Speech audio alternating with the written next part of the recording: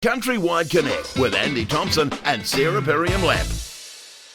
Right now, waiting on the line is Trade Minister Todd McClay. Concerns grow that President Trump's administration could target New Zealand's lamb exports with new tariffs under a fresh US trade investigation. Minister McClay, Todd, welcome to the show, mate. I really appreciate it. Thank you so much for your time. First question, though, is Westgold butter the best butter in New Zealand? Well, any butter is good butter. Oh, come on, Todd. Come on. Got to say, don't be a politician on this one, mate. I saw somebody the other day had something that was made out of olives. I don't know. Didn't look like it came from a cow. So since you've asked me, the answer is yes. But it's election year. If somebody asks me about a different type of butter from the area, I'll say yes to that as well. At least you're honest, Todd. Oh, dear. He's a politician through and through, isn't he? Absolutely. My second question to you, Todd, did Sarah behave herself yesterday at the Dairy Industry Conference? She was very well behaved. I made some jokes that weren't funny, but she laughed anyway. She did a great job. Actually, we got up very early and drove over to Palmerston North for the Dairy Industry Association event, and it was really good. Look, they're in great heart. It's been challenged for them as many others, but they seem to have a bit of a head of steam. They've had great leadership, new people coming on board. I reckon we're going to see some pretty impressive things from the dairy sector, not only New Zealand, but exports over the next couple of years. I know Andy wants to fly into this about lamb inputs and tariffs, but while you're just mentioning there was a lot of comments following your presentation yesterday, Todd, of how well versed you were in what's happening in the dairy industry and the dairy sector. You keep quite close to that naturally with Velvet and Trade and your involvement over many years. Yeah, so two things. The first is, as Ag Minister, I've taken the approach to all parts of the primary sector. We've got to fix the rules and regulations, get costs down, just make it easier for farmers, because this is a government that trusts farmers to meet their obligation. Doesn't mean you don't have rules. We just don't need thousands of them that cost so bloody much from Wellington and actually don't do anything. But the dairy industry, as with others, they particularly have had some challenges into markets. We're doing quite a bit with them, spending a bit of money around marketing and promotion of product up in North America, which is going well for them. They're having year-on-year record exports of high-quality venison. They've had challenges in China of changing rules where they can't get product in, particularly velvet. We're able to fix that, and they've bounced back pretty quickly. And so, it's just every part of the primary sector can do well. If we can back them and sort the rules out, give them better access, they're going to continue to help the New Zealand economy grow, which is good for every single New Zealander. Todd, just before we do get into talking about this trade, also I noticed in the delegations that you gave Associate Ag Minister Mike Butterick, you've kept horticulture. Is there a reason for that? Are you concerned of where horticulture is heading?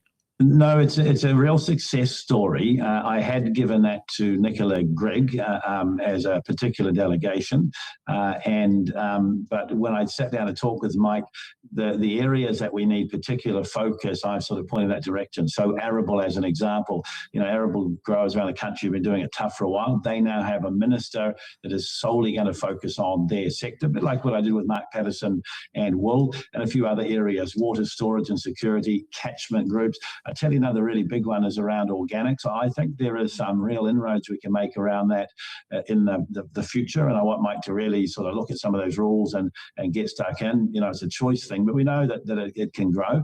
But in the case of horticulture is concerned, it is doing well. I think we're going to see real potential in that in a couple of coming years. So I just want to link that more closely with trade so we can get a few more of the things done we need them to do. All right, Todd, just on this, speaking of trade and the tariffs, where has this discussion come from with the fact that the United States may be looking to put tariffs on our meat imports? For a few years, a couple of the US sheep industry associations have been making quite a bit of noise. They're a bit worried about New Zealand and Australian sheep meat going in there. And so I just think that we're going to see an investigation. We've seen it elsewhere. It's for two reasons. The first is you've got a couple of industry groups there who have raised this with the administration. And secondly, you remember that we were at a very low tariff rate, went to 10%, then 15%, back to 10%. 15%. I haven't checked the papers exactly where it is today. It changes so much. But the point of this is the US is looking to put the tariff wall back in, and they're using all sorts of different methods or abilities to do this. So I'm just sort of preparing people to say I do think there's likely to be an investigation. There has been a very large increase of both New Zealand, but particularly Australian sheep meat into that market, but it is not hurting US sheep growers, and the reason for that is demand is going up as New Zealand Australia promotes this sort of from a retail point of view, and secondly the price has been going up as well, so US sheep farmers can earn more, they just don't produce enough. But I think that the US over the next little while probably will announce an investigation, and we'll just have to work through that. Yeah, it's interesting. I spoke to a US sheep farmer, Todd, and they just simply do not produce anywhere near enough for the market. Something like 3 million breeding ewes they're down to. So it's crazy. We have tried to get a hold of the chair of MIA, but he seems to be MIA, Mr. Nathan Guy. And because I wanted to ask him a little bit about what's happening, particularly around the discussion of the Supreme Court having some reimbursements potentially of tariffs, that after Tim Gross's great speech yesterday, Todd, he was sort of saying that could be now being re-litigated through the Supreme Court and some other little terminology. Is there a likelihood at all that we will be reimbursed for any of Trump's I think that some companies will. It's very technical as always, and it depends upon who has paid the duty. So if you are the importer of record, that means you're the one that imports, you're the one that does the certification, you're the one that pays the duty, then you have an ability and a right to go and claim that back based on the tariffs have been shown to be illegal. If you sell it and someone else is paying the duty, then actually they get to claim it back, not you. But it's a little bit more complex than that. The Supreme Court has also suggested they look at who eventually paid for it. So if the duty rate was, say, 15%, and it was passed on, and therefore the US consumer ended up paying it rather than it coming out of the price that the New Zealand exporter gets, then it becomes very, very complicated. I think Tim Gross is right. I think we're going to see a lot more lawyers involved in a lot more court cases, but there are exporters from New Zealand who are looking at this now, and they're getting legal advice, and there is a time frame with which they need to submit a claim. I would expect they'll do that. I've asked MFAT to work closely with them to give advice. Ultimately, it's for each company to make that decision for themselves. Do you have discussions with your counterparts in the States about these tariffs and potentially and that issue as well? Does that go to, like government level? It does, although it was a court decision. So ultimately, the administration, to a large degree, has to follow what the court said. And the reason I think you'll see more court action is there were a number of areas where the court probably wasn't as clear as it needs to be. What do we know about America? They have a lot of lawyers, and they like to litigate. And so I think that's where we see it will go. But every time I meet my counterpart in the US, I do make the case that we think the tariffs are unneeded and unwarranted as far as New Zealand concerned. I've said on your show before, the average tariff rate against US goods into New Zealand is about 0.3%. We're a very open economy. We have a marginal surplus against them. In New Zealand's buying 6 or 7 Boeings from them at the moment. So actually they will have a surplus against us. But he's very clear. The president campaigned on a tariff regime, and he's put them in place. Whether the court found that they were illegal, they are looking for other ways to put it back on. So we currently sit at 10%. I don't think that's going away. It probably could well go up to 15%, but I've got officials talking to them often about that to continue to make the case for, different treatment for New Zealand. It's bizarre though, isn't it, Todd? Because they're protecting a very small niche industry, yet at the same time, when you look at beef, they're opening up ways to import more because he's got a price problem. Well, isn't that the point, though, that actually, the reason that there is not enough beef in the US and prices are high is they've had year upon drought, and therefore the beef herd numbers are down. Now, if tariff rates fixed everything, I guess his tariff rate would have made it rain, so they had grass to grow more beef. And so ultimately, each country, within the rules can make a decision for themselves, but these tariff rates are likely to be costly for US consumers. And I think it's the reason that you you saw our beef go to 15% plus MFN, then it's back down to the equivalent of zero. We don't fill our quota, although there is increasing demand. So we're likely to see product from other nations going in there, which in itself won't necessarily hurt New Zealand beef exporters. What it will do, though, is mean there may be a little bit less product in other markets in China and Europe, as some countries will look to send more into the US because of higher prices. That means that actually, we diversify our exports. It does mean for beef around the world, we may have a few more opportunities.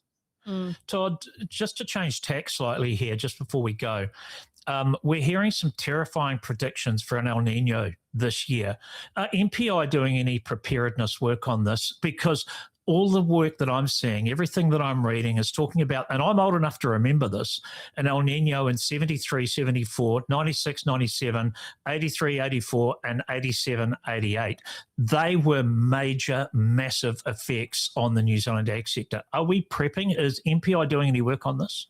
Yeah, they are. I announced a month or two ago that they're out around the country starting to talk to people a bit more, farmers, about some of the weather events and to be better prepared for them in different parts of the country, particularly down through the South Island. It is the case that New Zealand farmers always face weather events, and some seasons it's tougher than others. They're very, very resilient, but probably what has changed is a bit of the frequency and severity. And so one of the things MPI is doing is out with others around rural support, just talking more broadly to farmers and growers about what they might do, how they prepare, and it'll get to the point of talking a little bit, not around land use change, but around land use preparation. We've got a role to play in that, but it is also making sure that farmers know there are things they can do long before the warning of the weather event comes.